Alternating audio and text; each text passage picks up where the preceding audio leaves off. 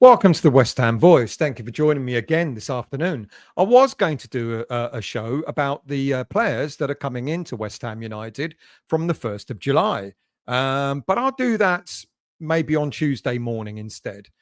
I've changed my mind because we keep hearing the stories about Mohammed Kudus, and I just wanted to bring you an update on what that situation currently is. But before that, we've also got to bid farewell to a number of players. Now, whilst we still await the fate of Mikel Antonio's time at West Ham, today is the day that we officially bid farewell to a number of players. Now we know this already that Lucas Fabianski, Aaron Creswell, Vladimir Sufal, Danny Ings, and Kurt Zuma, all their contracts end today, the 30th of June. And that is over £20 million worth of wages wiped off the West Ham wage bill moving forward. And if Antonio joins them, then that's going to rise to around £24 million a year in saved wages. Now, the whole situation with Antonio, officially, this is also Antonio's last day on his contract at the club. But the club and Antonio have yet to agree or decide as to what happens next. There's talk that there may still be a bid on the table at much lower wages and a pay as you play sort of scenario, but nothing's yet been decided. So at this moment in time, Antonio is available for other clubs to sign up. But whilst we definitely know who's leaving West Ham United, at this moment in time, we still don't know who West Ham might be selling. And David Sullivan might be about to face one of his biggest dilemmas or one of his biggest challenges as the main shareholder of West Ham United. And perhaps not a challenge that he would relish. But it's a challenge that if we had better management of our players, better management of the footballing side of things, it could have been avoided. And the message has been drummed into us for some time is the fact that we've got to sell before we're able to buy, which we've heard loud and clear. Every West Ham fan has. But not only every West Ham fan has heard this, but any team that might be remotely interested in acquiring any of our players in this summer transfer window will also be aware of that.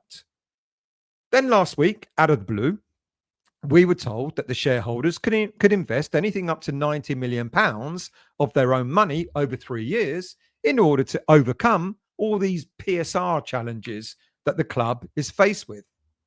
But that investment would only happen as a last resort, which means that Sullivan and the rest of the board are still totally reliant on selling players rather than having to invest a penny of their own money.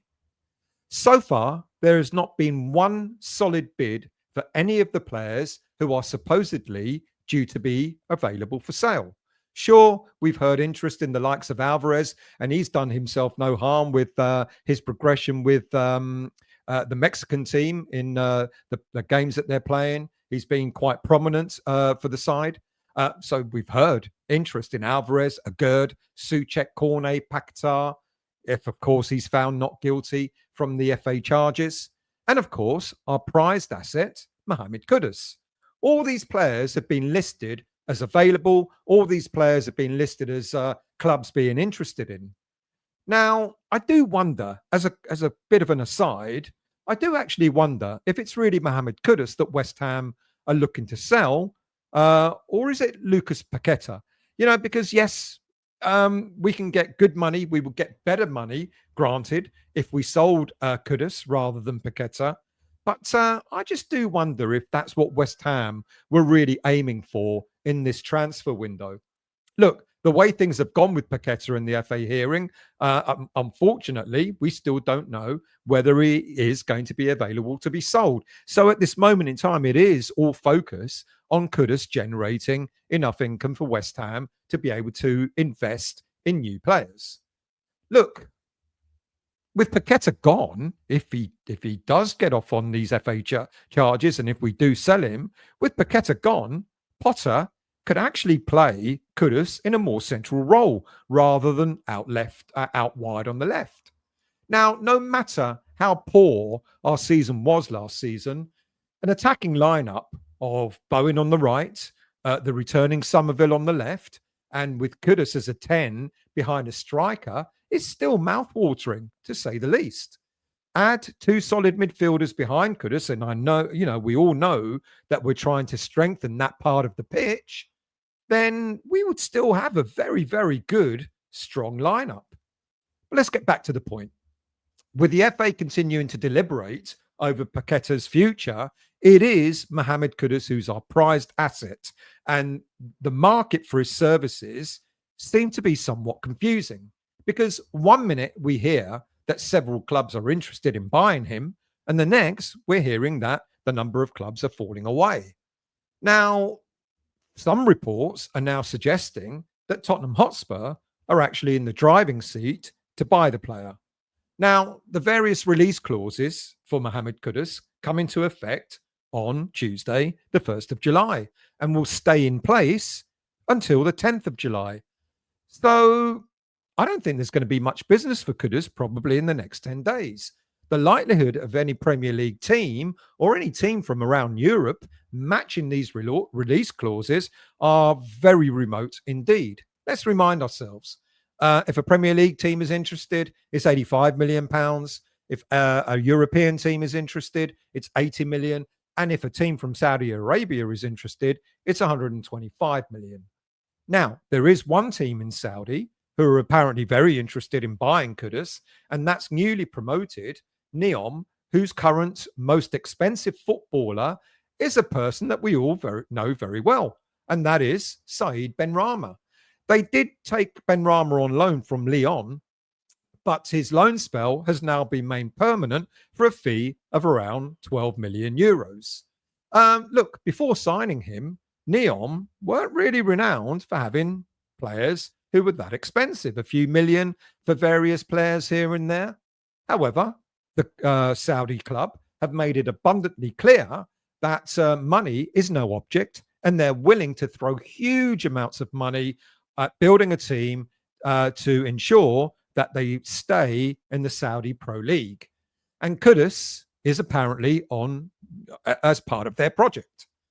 But this would not be the critical dilemma that Sullivan will face that I've mentioned a moment ago, because if a Saudi team were to make a lucrative offer for Kudus, I think Sullivan would be delighted.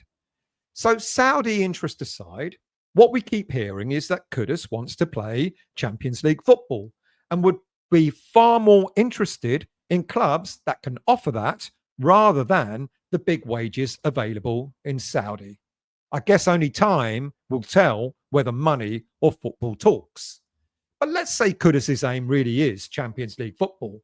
The list of suitors, as I've said, who can offer this is really only a handful of teams. Arsenal, Liverpool, and even Chelsea seem to be focusing their business interests elsewhere. But there are suggestions that despite the heavy spending that Chelsea have made so far, they haven't given up on the idea of signing Kudus as well. But Kudus will have to think very carefully as to whether he would prefer to move to a club that's going to be offering regular football, because Chelsea at this moment in time have got something like 55, 56 players on their books. Now, we know what Maresca did last season. He split his squad into two.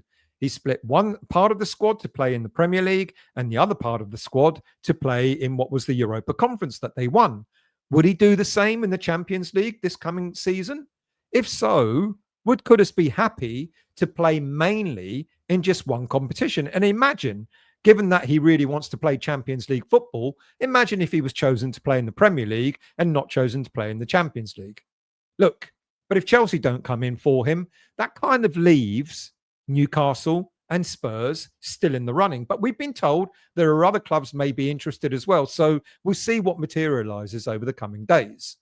Now, neither club, as I've said, are really going to, or any club, as I've said, are going to bid or match the 85 million release clause in Kudus' contract. And one of the figures that we've heard that a club may offer, Spurs, is around £50 million. Now, for this much, I would genuinely prefer to keep Kudus and looking at building a stronger team around him.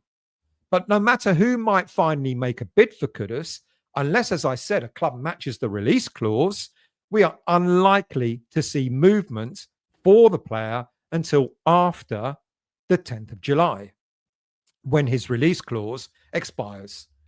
It looks as if clubs have decided to play the long game in the knowledge that after the 10th of July, any bid goes. But just how much is any club willing to offer, and how much is West Ham willing to accept?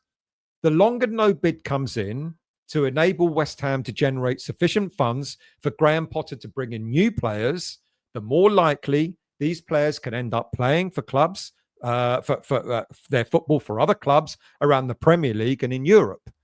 Pre-season kicks off in just under 2 weeks' time, and the clock is truly ticking. But what is Kudus worth? Sure, we had a poor season last season, but we all know he's worth way more than £50 million.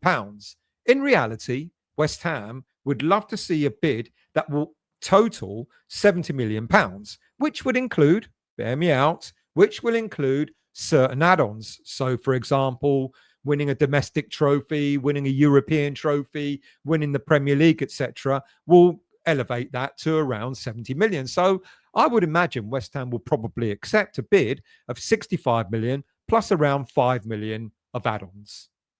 But here comes the dilemma that I started talking about at the very beginning of the show.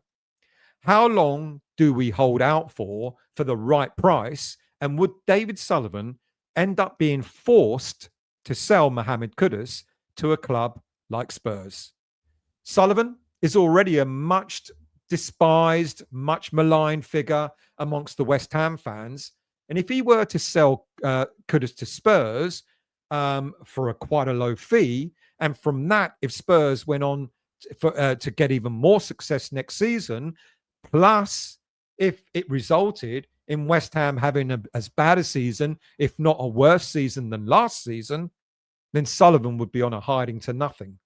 So sell him for much less than we would hope for, or sell him to a team that we haven't done business with for over 14 years, or keep Kudus, risking that without the income Potter won't have, might find it difficult to invest in players that he and Macaulay have identified.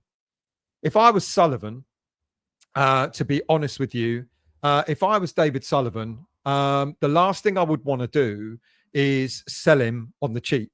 I think we should stick out for the price that we want. And if a club doesn't come in for what we think he's really worth, then keep the money in your pocket and invest using their own money into the club and get more players in with Kudus involved. We're heading for a very testing July, which could help shape the rest of our transfer window and the season ahead. Thank you for watching and listening. If you've enjoyed the show, like I said, please do hit the like button. Please do consider becoming a subscriber of the channel. Costs nothing to subscribe, and I'll be back again very soon. Thank you for watching and listening, and I'll see you all shortly.